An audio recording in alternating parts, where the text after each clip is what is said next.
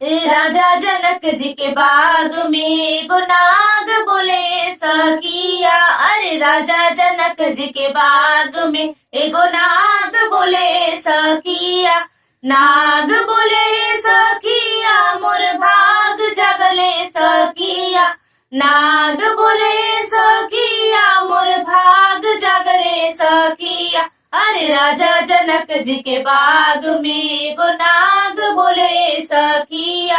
अरे राजा जनक जी के बाग में एगो नाग बोले सखिया। सब कर दूल्हवा मरसल मरुतिया चढ़े सखिया। अरे गौरा के दूल्हवा बसा बैलवा चढ़े सखिया। गौरा के दूल्हवा बसा बैलवा चढ़े सखिया। राजा जनक जी के बाग में एगो नाग बोले सखिया।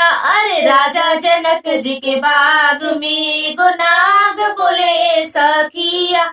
सब कर दूल्हवा सूट शेरवानिया पहनाए सखिया। अरे गौरा के दूल्हवा मिर्गा के छलवा पहनाए सखिया। गौरा के दूल्हवा मिर्गा के छलवा पहनाए सखिया।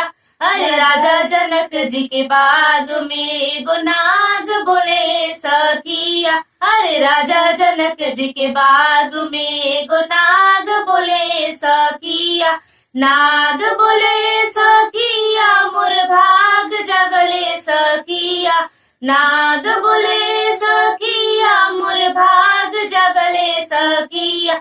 अरे राजा जनक जी के बाग में एगो नाग बोले सखिया। अरे राजा जनक जी के बाग में एगो नाग बोले सखिया।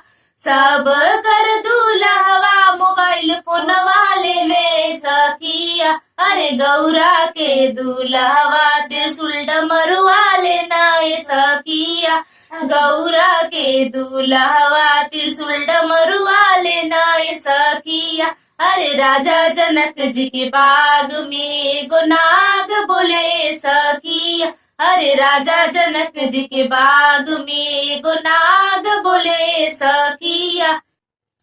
सब कर दूल्हवा पूरी मिठैया खाना सखिया। अरे गौरा के दूल्हवा भगिया धतुरवा खाना सखिया। गौरा के दूल्हवा भगिया धतुरवा खाना सखिया। अरे राजा जनक जी के बाग में एगो नाग बोले सखिया। अरे राजा जनक जी के बाग में एगो नाग बोले सखिया। नाग बोले सखिया मोर भाग जगले सखिया।